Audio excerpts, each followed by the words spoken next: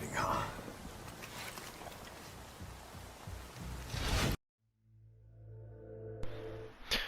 Hello everyone, this is Seskinator11, and this is my Resident Evil 4 Separate Ways OSP No Damage run. And this is Chapter 4. And what you'll see here, folks, is that I have no ammo in any of my guns. All I have is a grenade at my disposal at the beginning of this chapter, which is proving to make it a little bit difficult. You would be surprised what having little equipment forces you to do in games, and it really does make you improvise.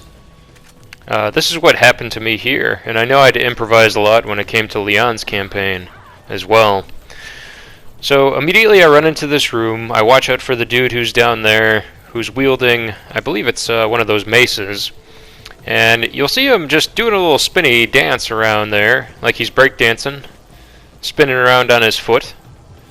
And that's exactly what we want to happen, folks. We want to wait up here where we're safe. Luckily, none of those enemies down below has the ability to throw things at us. And I'll throw my one lone grenade at the horde down in at the bottom. The only person that's going to stay alive is going to be that huge dude, the armored dude. And luckily, that grenade pickup that you just saw is a fixed drop for a grenade, so you definitely be able to reload your grenade there and replace it with the one that I had originally. So there's some iframes on the drop, luckily, and I go ahead and I shoot this dude in the face, because if I don't, I'm nearly 100% sure he is going to follow me into the next room, which is not what we want, while we take on the other enemies. And there goes his head, exploded. But yeah, this is probably my favorite chapter in terms of original soundtrack, because this soundtrack is freaking amazing. I love this. It really gets you pumped up, it really gets you moving, especially with all the action that you're facing right now. This is the same road that Leon and Ashley just went down in their garbage truck, and they just caused they left a lot of remnants in a very damaged tunnel. So it's really cool that as Ada you have the ability to follow them and take the side roads, take the side paths, instead of course, riding in the garbage truck.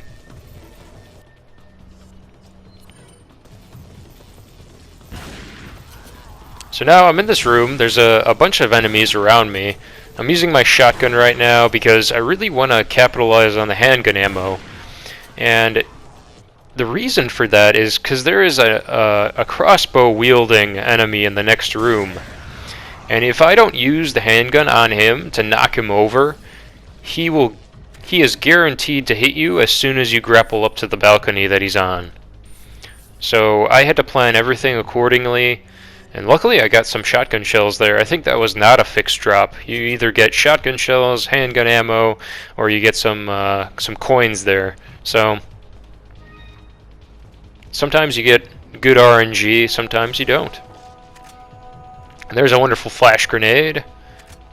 Definitely save that. I believe I do save that. If not, I use it on an enemy coming up. But we'll have to see. I can't exactly remember, because it's been I want to say, over a week since I recorded this. Yeah, I'm using the shotgun. You can hear the crossbow wielding dude on the balcony from behind the wall. So what I'm doing is I'm baiting these guys back here. Again, I could probably run past all of them with a well-calculated shotgun blast, but instead I decide to kill them all, because this is the Seskinator run. And we must Seskinate everything in our path right now.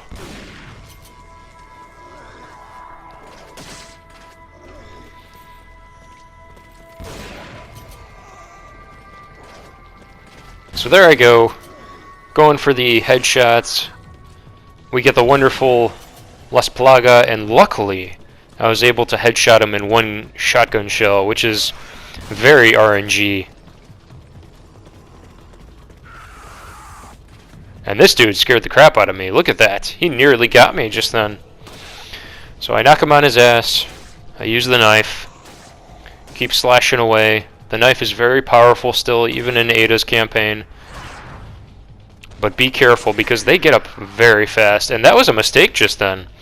I didn't mean to actually shoot the guy, but I guess my nerves got the better of me, so I shot him instead of using the knife.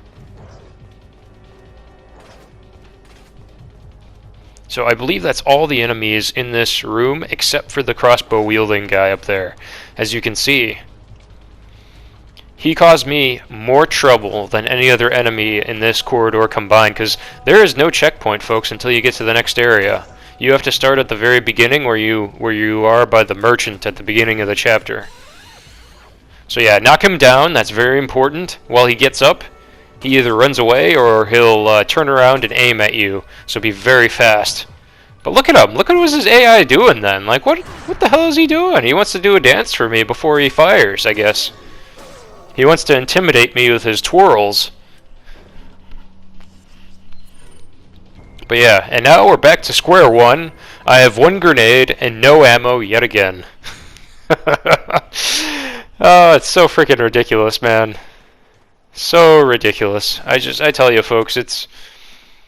Oh my gosh. But luckily I picked up some shotgun shells there, and we're able to press on. Now this segment is not as bad as I anticipated it to be for a no damage run. I really thought I would have had a hard time with this, but it turns out I had way more trouble with the two minigun wheeling dudes at the end of chapter 5 than I did with this portion. This portion actually went by quite smoothly. So don't feel intimidated, folks. Just practice the area as much as you can, and you'll for sure be able to prevail with these specifications. So yeah, immediately a horde of dudes is going to come running towards you. Sometimes they'll be hit by the minigun fire, sometimes they won't. But keep that wall between you and the minigun at all times. And control the crowd. So yeah, right now, yeah, that was the bomber one, the one that can fire missiles or whatever from the ship. But yeah, luckily I was able to put on some more ammo, and this is me using the flash grenade because I wanted to get rid of the La Plaga really fast. And I'm just kind of waiting for the minigun fire to stop, and then I go in right past these enemies. There's the bomb. More minigun again. I'm waiting because I want to go up to the other side of the room there to see what ammo I can find. And hopefully, if those guys come after me eventually, they'll be able to get hit by the minigun. But of course, they don't. Because nothing ever works as planned in a recorded run. But yeah, we still got one lone soldier with a mace over there. He's doing his little dipping action there. He's doing a little shimmy to the right to avoid my gunfire, my laser. And I have arrows, which won't really help the explosive arrows for Ada's crossbow, but since this is a no-shop run, an on-site procurement run, I won't be needing those, and I can just sell them for money. So yeah, this is me being very cautious. Again, you take damage here. I need to start at the very beginning. Okay. I'm being very cautious here, as you can tell. Alright, here we go. I go for the useless first aid spray. That doesn't help me at all in a no damage run. Now I'm waiting right here. I'm worried that the gunfire is going to go through the geometry, because sometimes that happens in this game. But yeah, we're at the top. I'm going to keep running. Luckily, I'm okay. I don't know why I'm going back down just now. I guess I thought that there was enemies at the top of the balcony. I should have just went for it, I think. Oh, that's right. It's because the key is on that crate in front of me. That's why. So you can get the activation key. There it is, the blue one. And then go immediately behind the crate here. So yeah, and then I keep running. There's the explosive. That nearly got me just then.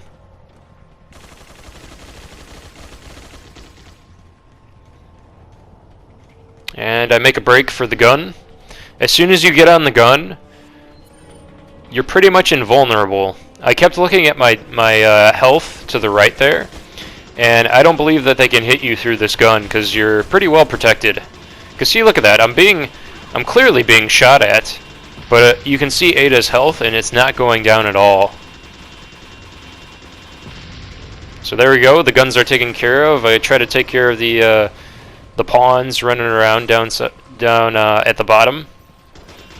Another gun replaces that one, so once you take care of that, it explodes, and I guess there's a self-destruct mechanism on the minigun, so Ada has to jump off before it explodes too. Either that, it was a double KO, which I assume it was a double KO, and the explosive gun got me. But who knows? Capcom is interested in that regard. They do a lot of crazy things. Very interesting things in games. But yeah, here's me going for extra ammo over here. Watch out for the crossbow.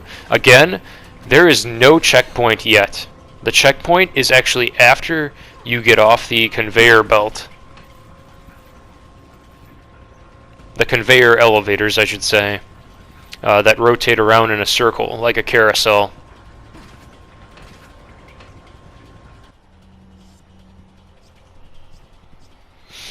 So yeah, again, very low on ammo, but I did pick up some more shotgun shells, which is promising. There's no more minigun fire, there's just crossbow wheeling dudes at the other end, so be very cautious. Once you get on here, there's still no checkpoint, so be careful. If a arrow hits you in the face, it's a restart, and you have to do that whole segment again at the very beginning, once you entered this room. So yeah, here we go, here comes the first checkpoint. And this is where the checkpoint is. So you're going to see a weird transition there that doesn't normally happen. And that's because I took damage, guys. I took damage, folks. And that was very close just then. That mace dude almost got me. That axe flew right by my face.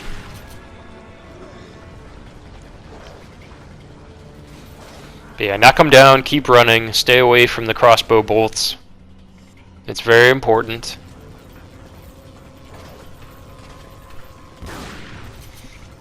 And right now I'm just keeping the enemies at bay. We're not trying to kill anybody in this run because, again, we're at risk of being shot by crossbow bolts. And now I make a break for it. I hop over to the other end. This dude is around the corner. Be cautious of him. More ammo, luckily, because I was completely out of shotgun. There's some more handgun, very fortunate. Some dudes are jumping at me from across the way. And I actually do go for killing them, which is interesting. Yeah, they're pretty low on health. I think it's because I hit them with shotgun before. Alright, that's me checking to make sure the coast is clear. Checking my ammo. And here comes a shield dude, so immediately drop down behind you. And I wait for him down here, because he's going to jump down. And I'm going to be ready with the shotgun when he does. Boom, there goes a shield. I go back to the handgun, put him on his knee. Bam, right in the frickin' head, dude. Alright. He's got a dynamite, so we're going to run away from him. And this is where the minigun comes up. Be quick. The detection on this jump is very finicky, by the way. All the hook shots are similar to the El Gigante fight in Chapter 2. So if you fail on being fast enough in this section, you'll easily take damage. And look at that, I almost got hit by gunfire there.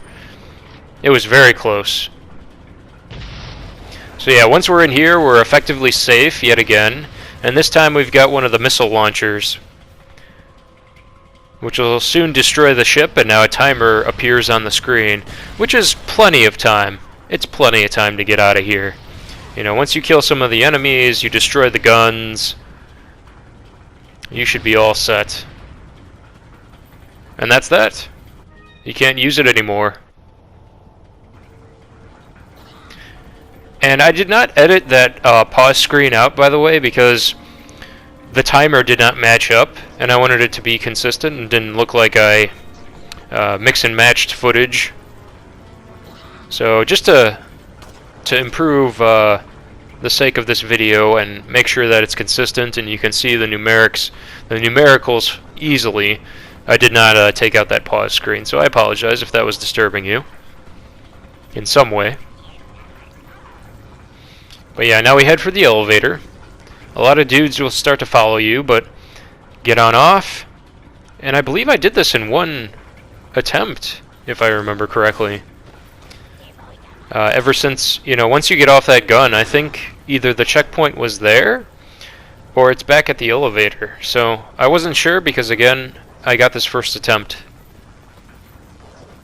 There's a shield, dude, be careful.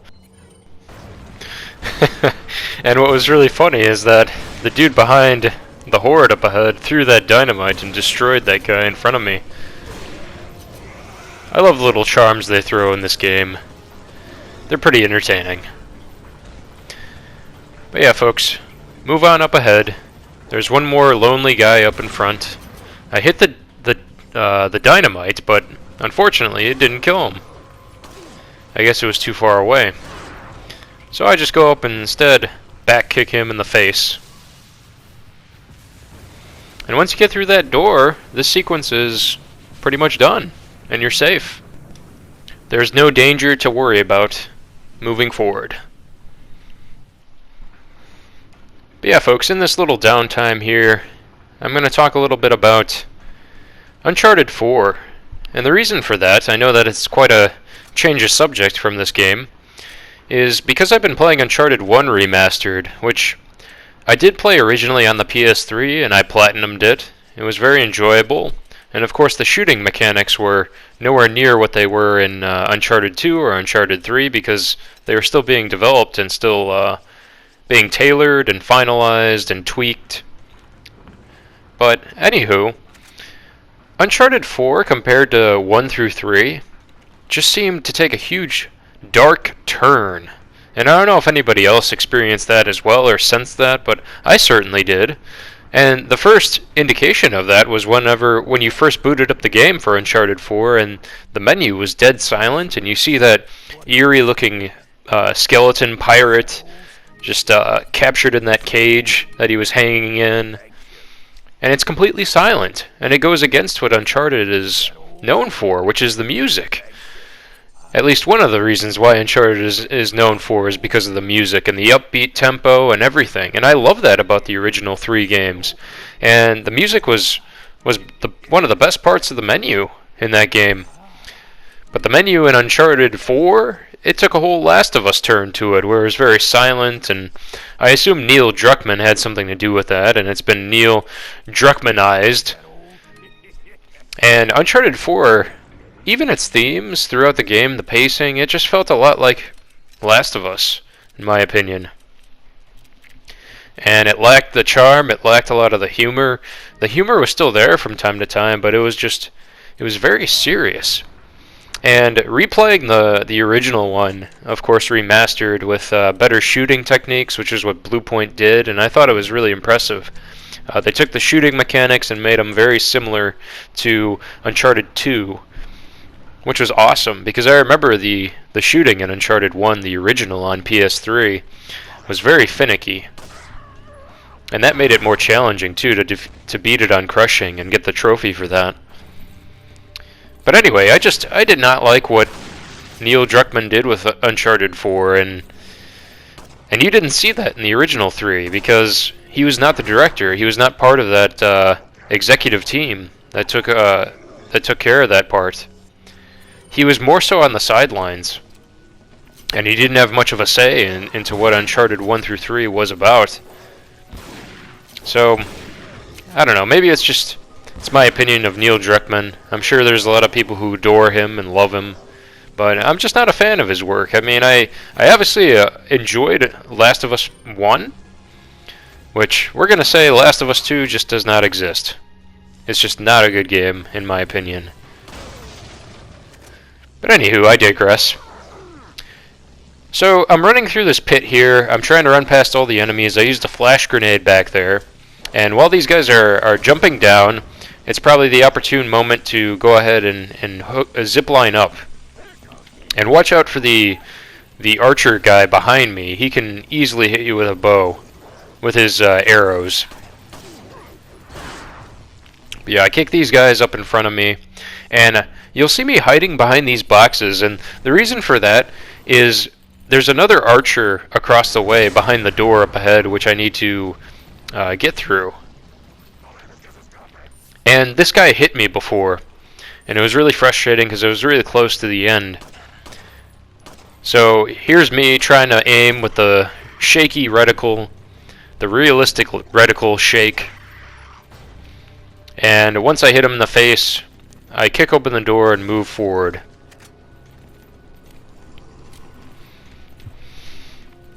But yeah, folks, and I know I mentioned this in the earlier parts as well, but games these days, yes, there are some good things to them. There are some exciting things to look forward to. But most of the games nowadays are pretty shit that come out. And it's really upsetting, too, because the video game industry, especially, I want to say, maybe in the early 2000s to mid-2000s, where it was amazing. And towards the late 2000s even, too. It was probably one of the best years of gaming. And then it has been going downhill ever since probably 2018. 2018 into 2019, it just kept going downhill. And things got worse and worse. Companies are getting greedy. Projects are being sped up. I mean, look at Cyberpunk for gosh sakes. Cyberpunk has tanked on release. And it could have been fixed too. If they released it probably later, like in June of 2021, it might have been a functional game and better. And the company would not have to reimburse people for getting it on launch. I wasn't one of the people who pre-ordered Cyberpunk. I have no interest in playing that game, but I've just been hearing horror stories about it, and it's kind of sad. But anyway, that past sequence wasn't too bad, and now we're back in the area where Ashley and Leon crashed the garbage truck into the wall. So we're getting close, relatively close to the end of Chapter 4. The room after this isn't too bad. There's a few shielded enemies and there's a few masked enemies that aren't too hard to dispose of. So there's really nothing to worry about as long as you're familiar with the enemy design and how they react and ways to stun them. So this is me just picking up ammo, scavenging around, refilling my supply here, in preparation for Chapter 5, which is the final chapter. But yeah, folks, I mean, that's primarily one of the reasons why I'm going back to old games. And right now, I just recently started playing Control. I ended my most recent stream with starting that game, and it runs very well on PC. I've been enjoying it so far. I do need to tweak the settings a little bit because I know that it's very CPU intensive, and it really takes control of your system. But I'm trying to learn. I'm trying to understand the processes of all these and the games and what works best for them, especially newer games too. Because that is a relatively new game. I think it came out possibly 2020 or 2019. I can't even remember. But that was one of the few games that was new that came out and I was actually interested in. And then of course there's Doom Eternal, which will be my game that I play afterwards. And then on the side, I'm playing the Uncharted series on PS4, the remastered series. And then my plan after that, in terms of trophy hunting specifically, is to play Peace Walker HD on PS3. Because Metal Gear Solid Peace Walker is actually the only Metal Gear I have not played and completed. And we're not counting Metal Gear Survive, because Metal Gear Survive does not exist. Let's be real here. I mean, same as Last of Us Part 2, it just does not exist. We're gonna pretend it doesn't exist. But yeah. But that's what I'm finding that a lot of people are doing these days, is because games aren't that good. They're going back to the older games, or just playing ones that are familiar to them. Ones that have, a strong online component. Like right now on the side, I'm playing World War Z with a few friends from the community. And it's been very, very enjoyable because it's a fun game to play with friends. And we're getting pretty close. We've moved up to normal difficulty, and we're powering through the missions, just seeing what they're all about. But when we get to the higher difficulties, it's going to be ridiculous, because that game is notoriously hard for the higher difficulties in co-op mode. But it's still going to be very exciting. I got to do a bit of grinding as well, and level up the weapons, level up, and try out a few other classes as well. There's a very cheeky strat that's on YouTube that one of our friends found out, and he shared it with the community, and it works very well, actually. It levels up the classes relatively fast. This is me checking the map to see how much longer I have, because I don't really remember. And there's really not much else to do here, apart from get past these enemies and go into the next room. So I probably could have saved ammo here. I could have just kicked them, knocked them on the ground, but I wanted to fight people. I wanted to enjoy RE4's mechanics and fight everybody. Little did I know that using all my ammunition and fighting everybody would lead to horror stories and havoc in Chapter 5, as you'll see coming up. But yeah,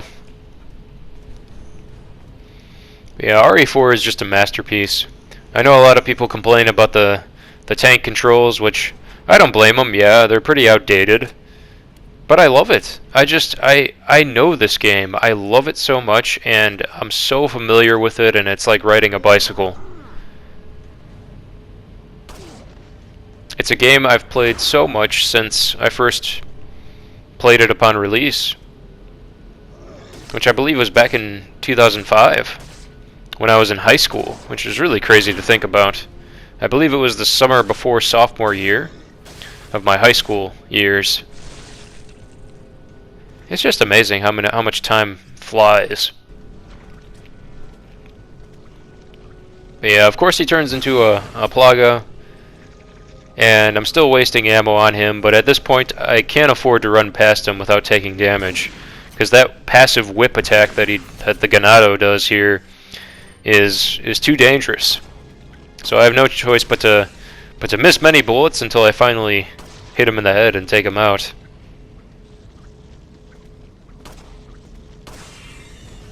And there he goes.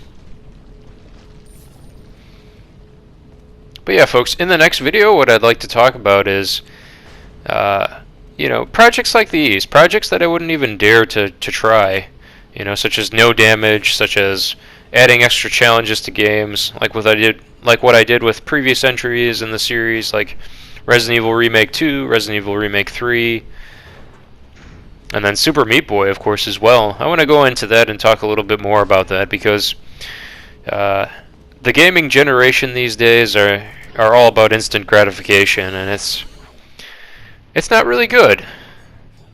It's not a good idea. It's something that's a bad habit to get into, and I mean, it's not even a good habit to get into in real life as well, not just the gaming industry, but other hobbies as well, outside of gaming. By getting into instant gratification, it's one of those things that you have to really consider, like, is this best for you to do, or is it just holding you back from becoming better? And we'll talk more about that in the next video. So all you got to do is do the quick time event really fast here, and then the chapter is over. And I will see you folks in Chapter 5, which is the last video of this series. Thank you all for watching, and you take care now.